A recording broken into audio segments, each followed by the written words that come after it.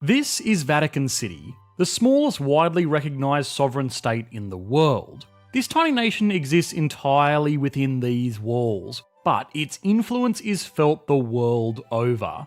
The Roman Catholic Church is often touted as one of the wealthiest organisations in history, with billions of dollars in revenue and trillions of dollars worth of real estate all over the world. But nobody can really be sure. The Roman Catholic Church, Vatican City, and the ever-mysterious Holy See are all very strange organisations that don't exist within the typical frameworks of business entities. These entities are mysterious by design. They have been shaped by centuries of history, are extremely private, and are filled with contradictions. But as always, a lot can be revealed by following the money. So, just how rich is Vatican City? How does the economy stack up next to other micronations like Monaco or Liechtenstein? And most importantly, is this really a country or just some bureaucratic anomaly that was the product of taking a 2,000-year-old institution and cramming it into the modern day? This episode of Economics Explained was made possible by our fans on Patreon. If you would like to gain early access to these videos before they're uploaded to YouTube, as well as participate in exclusive Q&A sessions, please consider supporting the channel on patreon.com/economicsexplained.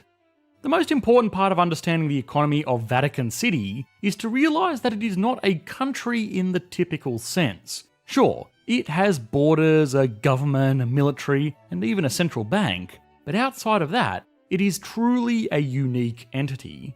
The first distinction that must be made is between the Vatican City and the Holy See. Vatican City is the country. It's what you typically think of. It's this area here, the sovereign borders of the city within the city of Rome. This is home to St. Peter's Basilica, the Sistine Chapel, the primary government building of the nation, the residence of the Pope, the central bank of the nation, and even an airport, albeit a very small one. The Holy See, on the other hand, is most easily thought of as some kind of weird corporation and ruling party hybrid, but also neither of those things. It is an entity that owns Vatican City and is ruled over by the Pope. It's a corporation in the sense that it also owns assets and does a lot of business internationally under the name of the Holy See. When China or the United States enters into a trade deal, they are not going to sign off on the agreements as the Chinese Communist Party or the Republican Party. They will sign the agreements as the People's Republic of China and the United States of America. Does any work outside the borders of Vatican City, it will be done under the name of the Holy See, headquartered in Vatican City. In the same way, Google wouldn't sign contracts as 1600 Amphitheatre Parkway in Mountain View, California. They would sign them as Google, but they would put their headquarter details on the contracts as a legal requirement. If Vatican City wanted to install solar panels, let's say, like they did in 2008, they would need the help of an outside company, since obviously the state lacks the resources to produce solar panels themselves. These solar panels were installed by a German company, and the cheque was written from the Vatican Bank for around 10 million euros and signed off by the Holy See. Now, to add confusion to all of this, the Holy See is not a legal registered corporation or actually any official entity of any type anywhere. Oh, and the Holy See does own territory outside of the borders of the Vatican, namely a collection of palaces and basilicas in and around Rome, as well as a papal palace in the neighbouring city and a big old telescope in Arizona, for some reason. These are extraterritorial entities, which means they are the sovereign land of Italy, or the United States in the Arizona telescope case, but Italian and American law does not apply on their grounds, similar in almost every way to an embassy. To keep things simple, Vatican City is a country that exists within these borders. The Holy See is an invisible and hard-to-define power that acts in mysterious ways and uses the Pope as a vessel to communicate with the world. The reason that this is really important to the economics of this nation, though, is that Vatican City is the single most internationally dependent nation on Earth. the nation depends entirely on other nations for its most basic of essentials, and other countries and businesses want to know who it is that they are doing business with, which is where things get even more interesting. The nation's unique relationship with the world. One of the most important ways any nation interacts with the outside world is through its currency. We have explored the intricacies of foreign exchange markets many times before on this channel, but what's important to know here is that having a strong currency is just as important to international trade as it is to domestic trade. This is true regardless of the size of the economy, and so, since its official recognition in 1929, Vatican City has managed the circulation of its own currency. From its inception, the state used Vatican lira, which were functionally identical to Italian lira. The currencies could be exchanged one for one, and Vatican lira could even be used as if it were Italian lira anywhere within Italy. When Italia abandoned the lira in favour of the euro in 2002, the Vatican tried to follow along. But there was a problem, you see. The European Union was very selective about who they let join their little club. Vatican City did not make the cut for two big reasons. One, it was just not that significant. It would be unfair that this tiny little nation would hold as much negotiating power as, say, France. It didn't bring that much industry to the table, and not having Vatican City as a direct trading partner was not going to make or break the whole European Union deal. The second reason was that even if these other countries did want to let Vatican City in, they couldn't. EU regulations stipulate that only democracies can be member states of the Union. Vatican City is a monarchy, with absolute governing power residing in the King of the Vatican, who is the Pope. Now this is a problem, because the Vatican needs to buy a lot of stuff from Italy, given that it's totally incapable of producing pretty much anything itself, outside of a few boutique industries. It could just save up some euros in a regular bank like a corporation might, but this still causes issues. It would put the wealth of a sovereign nation in the hands of a regular institutional bank, which would be problematic at the best of times, but when it's also considered how influential the Catholic Church is, it's just not reasonable. Now, regular European nations actually have the ability to print their own euros in the same way that the Federal Reserve has the ability to print US dollars. Of course, this is all controlled by the European Central Bank to stop one country printing more than their fair share, but member states still have quite a lot of flexibility in how they conduct monetary policy. The member countries of the EU, primarily Italy, agreed to let Vatican City do this as well. If Italy got the authority to print 20 billion euros in a year, they could pass a small part of this along to Vatican City, which they did. There are actually Vatican Euro coins. They were minted and distributed from Vatican City, and they feature the impressions of current and former popes. Just like Vatican Lira, these Vatican Euros are functionally identical to any other euro and can be used at face value anywhere within the European that accepts euros. Although, they almost never are. Vatican Euros are actually so rare and unique that they are hunted down by coin collectors. Any Vatican Euro coins that go up for sale are sold at many times their face value, so they were more or less ceremonial. What this did allow Vatican City to do, though, was manage and operate their own bank. This bank could manage the transactions that Vatican needed to maintain the function of the state without having to be beholden to some regular institutional bank. Now, the bank itself is actually very interesting.